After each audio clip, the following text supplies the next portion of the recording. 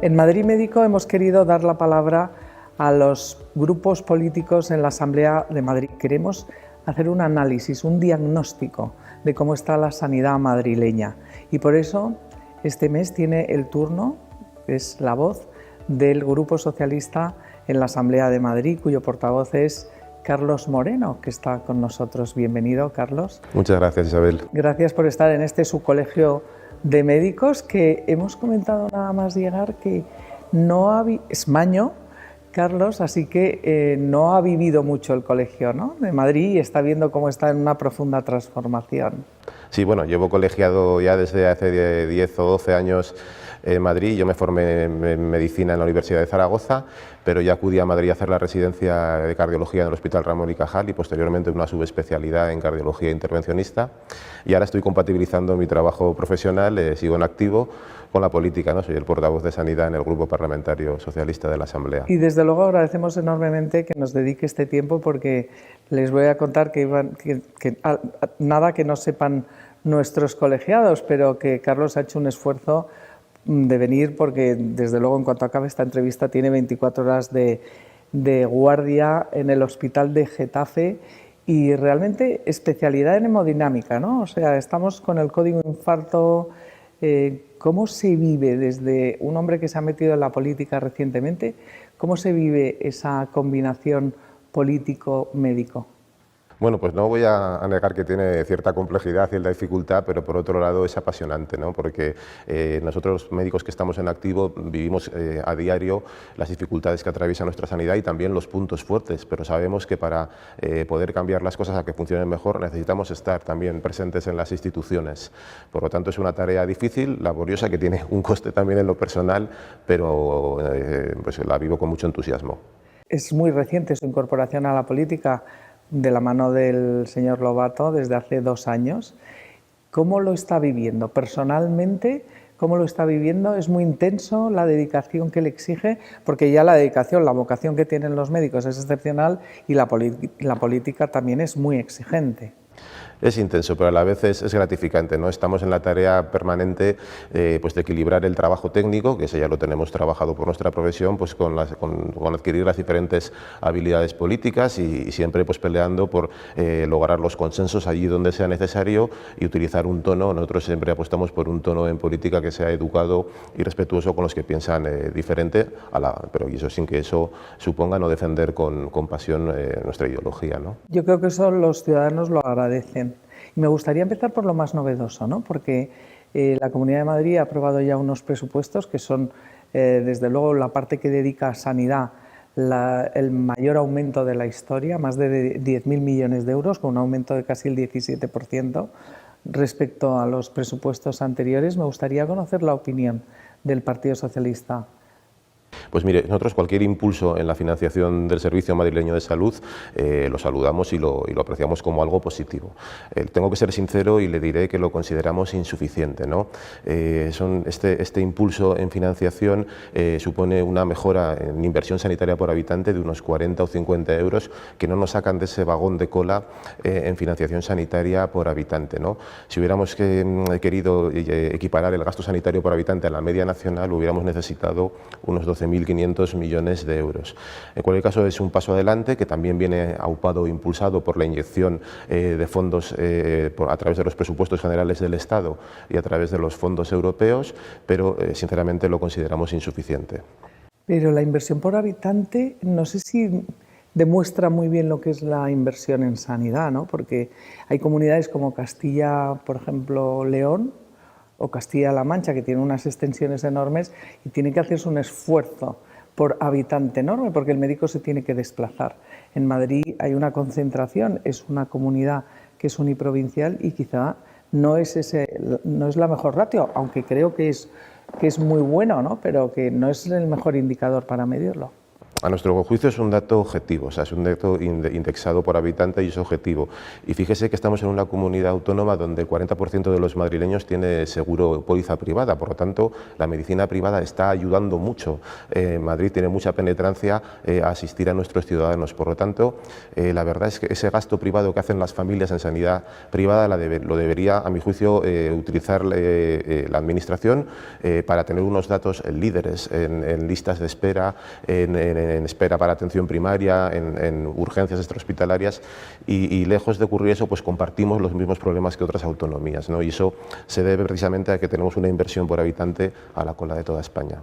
Vamos a seguir con, yo creo que otras cuestiones que también son muy interesantes y se lo comentaba también a portavoz de Más Madrid, un estudio que ha aparecido este otoño en la revista The Lancet que me parece muy interesante, ¿no? Porque conjuga ciencia y política para hacer un análisis y un diagnóstico de la sanidad. ¿Qué le pareció ese informe y cree que se podría implantar algo parecido en la parte que nos toca, que es en la Comunidad de Madrid? Pues mire, me parece muy interesante ese informe y es imposible no compartir todos los elementos que ello enumera, ¿no?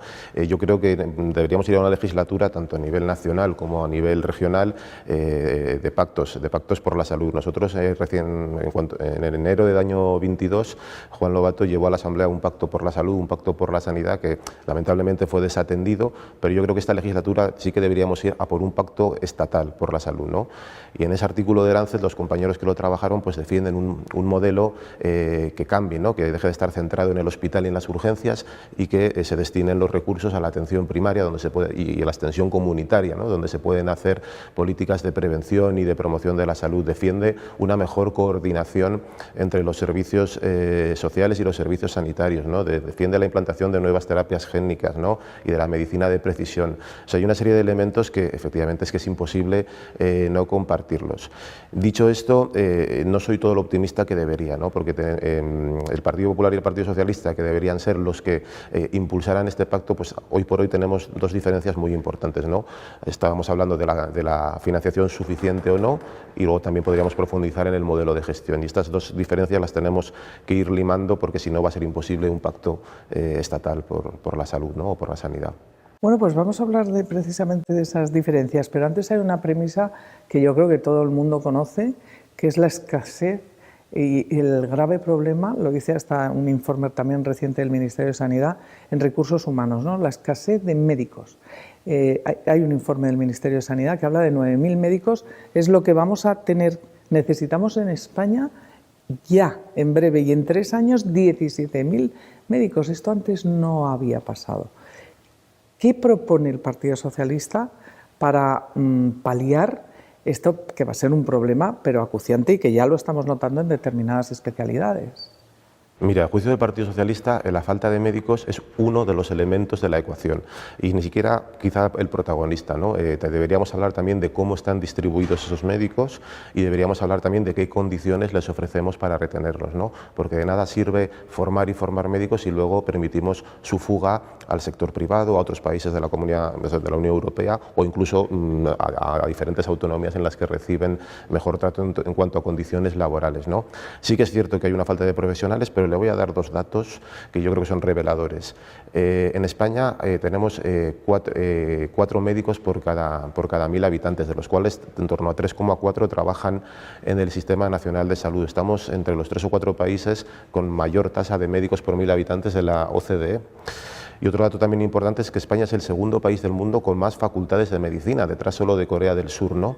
Pese a lo cual, ahora mismo se ha aprobado una partida de 55 millones de euros en el Ministerio de Sanidad para implementar en un 15% el número de plazas de formación de medicina. Es cierto que tenemos que dar un empujón, ¿no? Porque en los próximos 10 años se prevé que se vayan a jubilar unos 80.000, 90.000 profesionales y hoy en día están emergiendo como titulados unos 7.000 al año. Por lo tanto, a 10 años esos 70.000 que llegarían no cubrirían las 80 o 90.000 vacantes.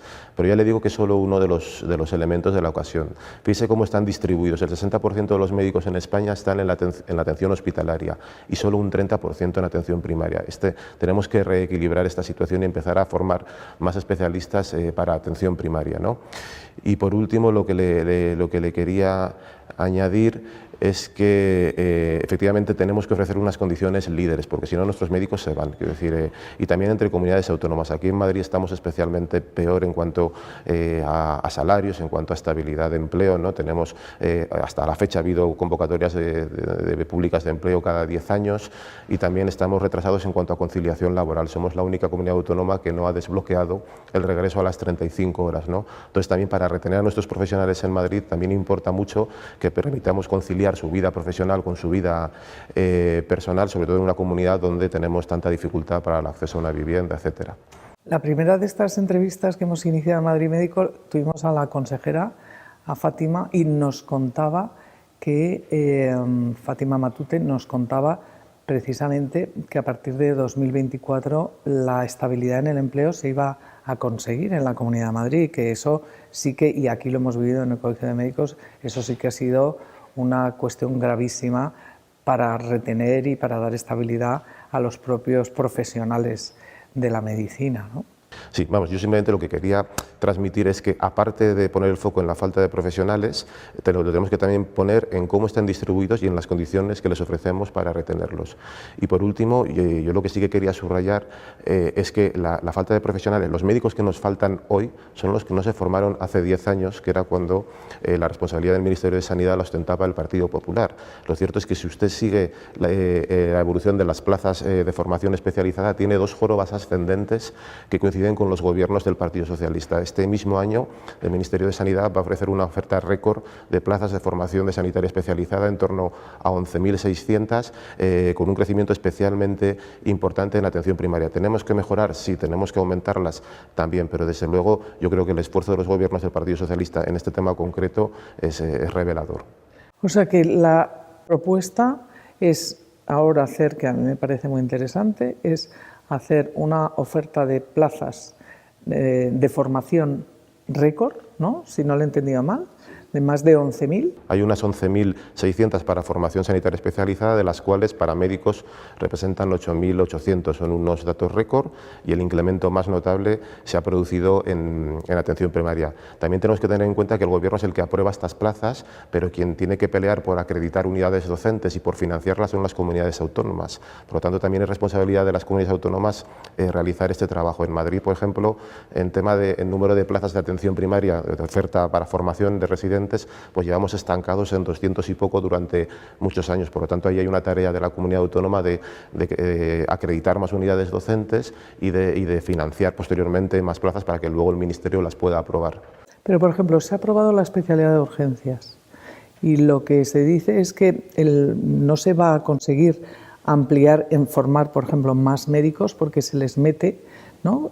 Con los de primaria a la hora de no se amplía el espectro de primaria, se incluyen los de urgencias y no se resuelve ese problema. Es verdad que sí, que se va a ver esa especialidad que era muy demandada y que es un éxito que se haya conseguido, pero a partir de aquí, ¿cómo se soluciona que haya más médicos para primaria a la vez que esa nueva especialidad de formación en urgencias? Yo sí celebro la creación de esta especialidad porque era una demanda del colectivo y efectivamente pues la formación en urgencias requiere el abordaje de patologías que requieren atención rápida, tiempo dependiente, que además con unos conocimientos transversales a muchas especialidades y por lo tanto tenemos que celebrar la creación de esta especialidad que efectivamente va a compartir 2 años de troncalidad o de formación con los médicos de atención primaria, pero tampoco deberíamos ir a crear un modelo en el que se hipertrofie los servicios de urgencias. O sea, realmente no queremos una sanidad en la que haya unos servicios de urgencia colapsados. Queremos una sanidad en la que lo que prime sea la atención primaria, ¿no? La prevención a ese nivel.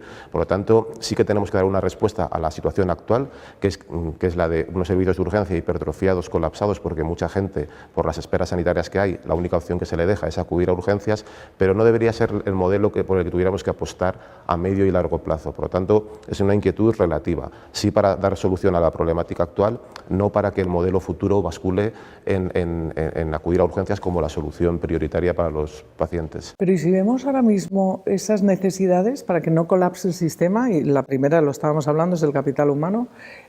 ¿Cómo es posible que no haya un pacto de Estado por la sanidad en la cual se haga un plan? Usted hablaba de la carencia de plan hace 10 años para formar a todos esos médicos que iba a demandar el sistema.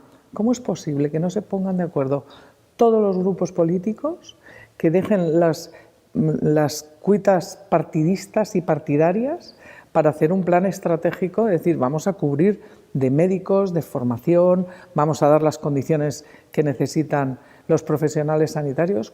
¿Cómo no se produce eso? Pues sí, yo también me lo pregunto, sinceramente. O sea, yo creo que todos convenimos que tenemos que financiar mejor la sanidad, no solo a nivel regional, también a nivel estatal. Todos convenimos que deberíamos apartar nuestras rencillas ideológicas en cuanto a los modelos de gestión. Es verdad que el Partido Socialista apuesta por una gestión prioritariamente pública, pero sin denostar del todo la colaboración público-privada, sino que la gestión sea prioritariamente pública. Y por último, un elemento que yo vivo a diario en la Asamblea es que para que nosotros podamos ir a un pacto por la sanidad, un elemento muy importante es renunciar a las políticas efectistas desde un punto de vista político y apostar por las políticas efectivas desde un punto de vista sanitario, que no siempre coinciden. Quiero decir, lo correcto sería hacer una gestión brillante en sanidad, que eso repercutiera en titulares. Muchas veces nos enfrentamos a la búsqueda de un titular y en base a eso hacemos una gestión sanitaria acorde. Por ejemplo, hablaba de las dos diferencias que le he entendido entre el Partido Socialista y el Partido Popular. Una, en cuanto a todo lo que hemos estado diciendo hasta ahora, y la otra es la cuestión de gestión, entiendo yo, ¿no? Estamos hablando de que el Partido Socialista, antes de la convocatoria electoral anticipada de Sánchez del mes de junio, tenía un proyecto que era el proyecto de ley de cohesión y universalidad, en el cual se pretendía precisamente cohesionar y universalizar en todo el territorio español la sanidad. Y el modelo de sanidad elegido era sanidad pública fuera sanidad privada, ¿no? Modelo Alcira, por así decirlo. Yo le doy mi visión al respecto, sí, si pues quiere. si me la da, yo encantada. Bueno, para mí creo que esa ley de cohesión, universalidad y equidad es fundamental que salga adelante. Fíjese que resaltaba aspectos tan relevantes como garantizar la universalidad en el acceso, ¿no? Equiparar una cartera común de prestaciones y servicios, homogeneizarla a nivel de todas las comunidades autónomas, seguir eliminando copagos farmacéuticos y ortoprotésicos, especialmente a los colectivos más vulnerables. Y otro punto importante era el modelo de gestión. Para el Partido Socialista, el modelo de gestión prioritario debería ser la gestión pública, pero no por una cuestión ideológica, sino porque creemos que en muchas ocasiones resulta más barata, es una gestión que no entiende de complejidades, no discrimina por complejidad y en la que prima siempre la calidad por encima de la cantidad. Esto no significa eliminar la colaboración pública-privada, significa condicionarla, o sea, digamos, dejarla en un segundo lugar de forma condicionada, ¿no? ¿Y cuáles serían las condiciones para recurrir a una gestión indirecta? Pues las condiciones serían el haber garantizado antes un uso óptimo de los recursos públicos, ¿no? Y que se hayan demostrado insuficientes. En esos escenarios, al menos la posición socialista en esa ley, que no sé si la comparte Sumar o Podemos, en ese escenario de uso óptimo de recursos públicos y de demostrada insuficiencia de los mismos, ahí sí que se abriría la puerta a continuar con conciertos que en algunas ocasiones han funcionado muy bien y han servido para garantizar la universalidad de la atención. Claro, y lo hemos visto, por ejemplo, en la pandemia, ¿no? Efectivamente. Como esa colaboración público-privada ha sido fundamental para atender a toda la población que requirió de esta manera tan histórica unas necesidades inmediatas, ¿no? Así es. Y si ya vamos a hablar de la sanidad privada, ya no solo digamos la sanidad pública, gestión privada, sino la sanidad privada, nuestra posición es de normal convivencia de sanidad pública y sanidad privada. Ahora bien, queremos un modelo en el que la opción de recurrir a una póliza privada sea una opción, no se convierta en una obligación, ¿no? Y en eso pues, se habla mucho de la infrafinanciación de los servicios públicos. O sea, no queremos complicidades con la sanidad privada, pero sí, por supuesto, una normal convivencia de ambos modelos en este país, como viene ocurriendo en las últimas décadas. Pero, por ejemplo, Ximo Puig en Valencia lo que hizo fue eliminar todo concierto en Alcira, y eso es lo que yo entendí que era lo que quería hacer el Partido Socialista. Desde luego, Mónica García dijo que ese es el modelo que quieren para, aquí lo dijo, para toda la sanidad pública, para toda la sanidad española, ¿no? El modelo del Partido Socialista de Madrid es un modelo de gestión prioritariamente pública, no exclusivamente, porque hay que conocer que en algunos momentos la gestión pública, utilizándose de forma óptima, aún así resulta insuficiente. Por lo tanto, nuestra gestión prioritaria es la pública y dejamos la gestión indirecta para determinadas condiciones excepcionales. ¿Usted comparte que en este proyecto de ley que está ahí aparcado y que si hay gobierno supongo que se retomará, comparte que Cataluña quede al margen, porque Cataluña es el paradigma de la concertación. Tiene un modelo de sanidad donde todo es concertado y se mantiene y se respeta en este mismo proyecto, ¿no? Yo creo que lo ideal es ir a un proyecto de ley en el que se pueda beneficiar y extender a grueso de las comunidades autónomas, a la totalidad, vamos. Vale.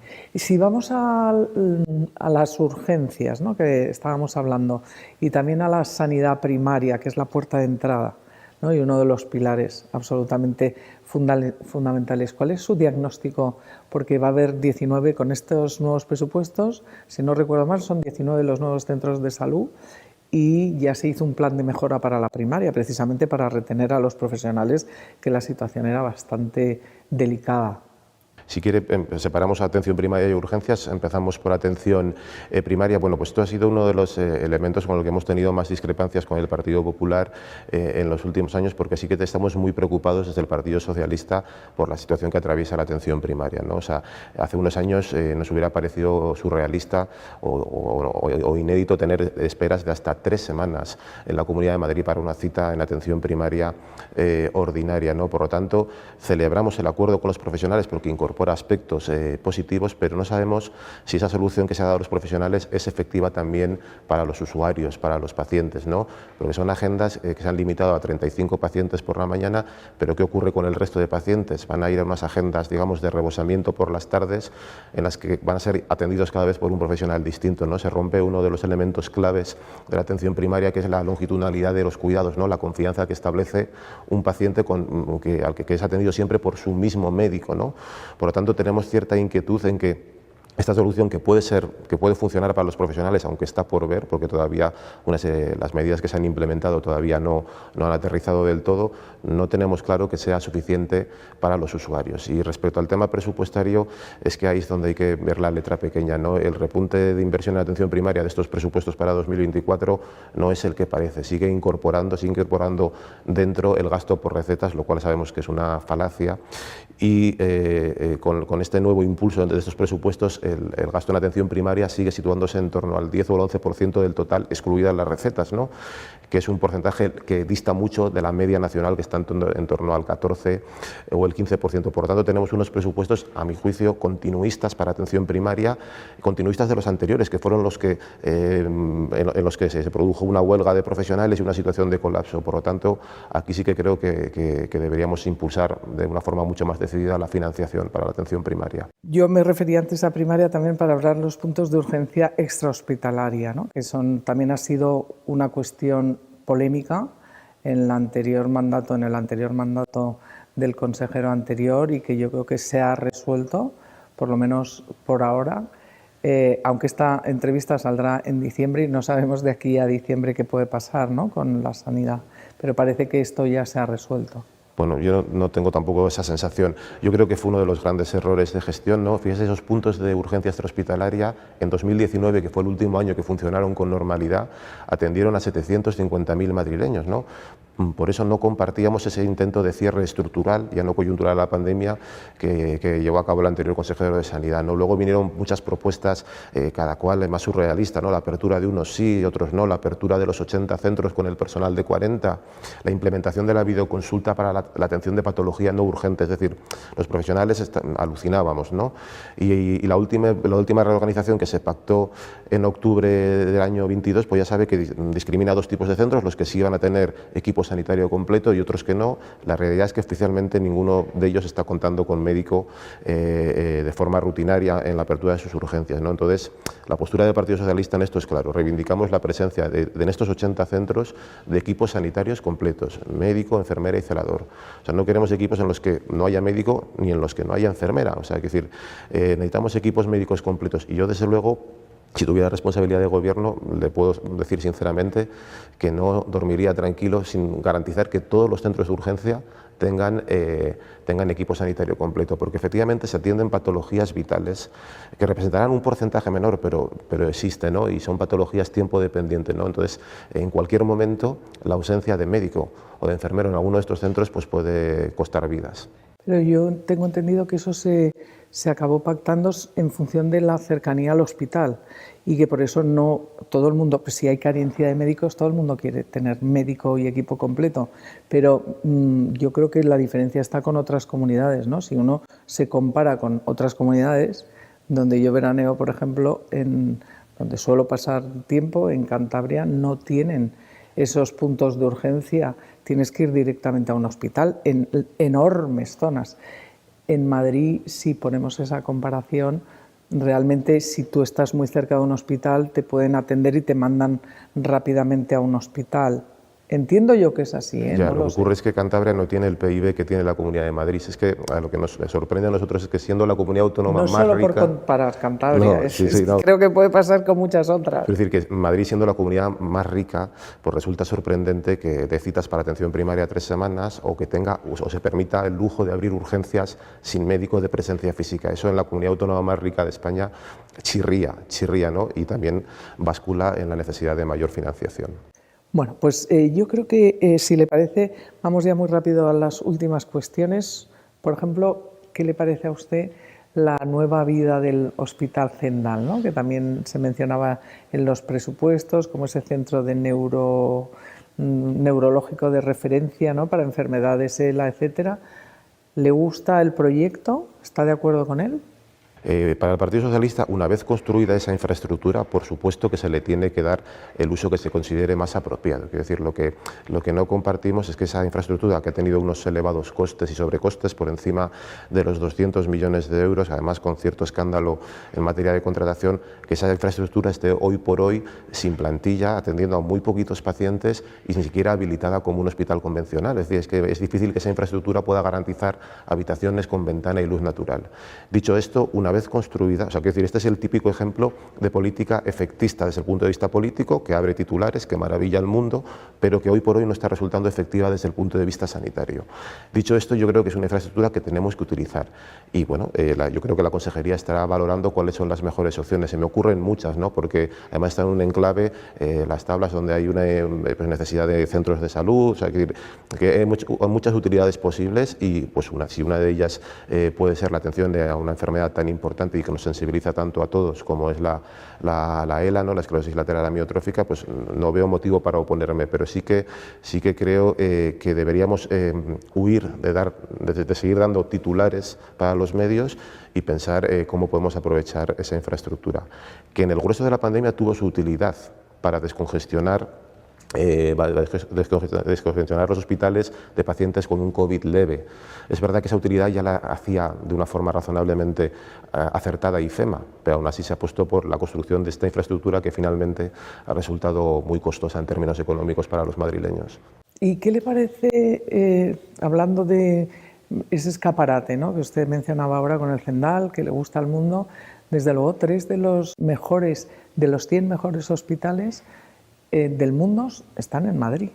Yo creo que ese dato, y hay algunos otros datos de rankings, como entre los hospitales dentro de España, como Madrid despunta, ¿no? Con esos, creo que hay cosas que son muy buenas y que ponen en muy buen lugar a la sanidad madrileña.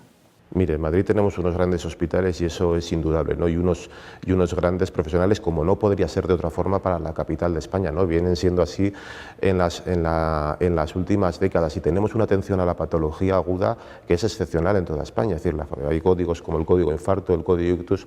La respuesta a la patología urgente es excepcional, pero es el modelo que tenemos que cambiar. Es decir, cuando nosotros llegamos a un infarto a través de un cateterismo urgente, llegamos tarde. Tenemos que hacer prevención, tenemos que trabajar los factores de riesgo cardiovascular en atención primaria, y ahí es donde tiene Madrid las dificultades. Entonces, que el éxito a nivel hospitalario no tape, por favor, las carencias a nivel de atención primaria, de urgencias extrahospitalarias y sobre todo de listas de espera, ¿no? Porque compartiendo que tenemos grandes hospitales, de poco le sirve a un madrileño vivir enfrente de La Paz si tiene esa dificultad, ese peregrinaje para poder ser operado allí de una artrosis de rodilla, ¿no? El peregrinaje de 2 semanas para atención primaria, varios meses para pruebas diagnósticas, luego otra demora para la intervención quirúrgica, tenemos unas listas de espera récord que necesitamos solucionar de forma urgente, porque si no, de nada nos servirá disponer de los mejores hospitales de España enfrente de nuestra casa, ¿no? Entonces, por supuesto que reconozco que tenemos unos hospitales, y lo celebro, excepcionales, unos profesionales de primera, pero eso no debería servir para hablar de la mejor sanidad del mundo, debería servir para poner el foco en lo que no vamos tan bien, que ya le digo que es la atención primaria y la lista de espera. Aquí hablaba usted del código infarto, el código ictus. En el colegio hemos estado abogando por un código cuidados, ¿no? Para que haya unos cuidados integrales a los pacientes en todas las etapas de la vida, y nos encantaría conocer también la opinión del Partido Socialista. ¿Qué le parece? ¿Es una cuestión que ustedes tienen encima de la mesa? Llegar a ese punto de cuidados integrales con paliativos, con asistencia a domicilio, que se pueda generalizar y que los madrileños pudieran tener ese acceso universal a esos cuidados integrales, que estén pagados, que sean atendidos, ya le digo, de manera general a todos los pacientes que lo necesiten? Sin lugar a dudas. Uno de los retos actuales de la sanidad pública y de su sostenibilidad es la atención a la cronicidad, ¿no? A la patología crónica, que tampoco debemos caer en la tentación de brillar en el manejo de lo agudo y abandonar al paciente crónico, ¿no? Que requiere de muchos cuidados, de mucha inversión sanitaria, incluidos hasta los que se llevan a cabo al final de la vida. Por lo tanto, es un tema que tenemos que tener muy presente, porque todos en algún momento seremos un enfermo crónico y no podemos abandonar ese abordaje integral de cuidados a lo largo de todas las etapas de la vida. Y hemos llegado, para llegar a esta sala en la que estamos teniendo esta entrevista, hemos tenido que sortear obras por todos lados. ¿Qué le parece esta transformación, esta modernización del Colegio de Médicos de Madrid para dar mejor servicio en todos los sentidos a los colegiados? ¿Lo que está viendo por ahora, qué le parece? Pues respecto al tema de instalaciones, me he quedado sorprendido porque efectivamente son impresionantes, y yo sé que hay un repunte de actividad científica siempre basada en la evidencia científica, contando con los mejores profesionales. Sé que el colegio está funcionando a pleno rendimiento y lo celebro mucho. En otros aspectos también hemos tenido alguna discrepancia, es decir, hemos echado de menos también un apoyo más decidido a los profesionales en las épocas de huelga, ¿no?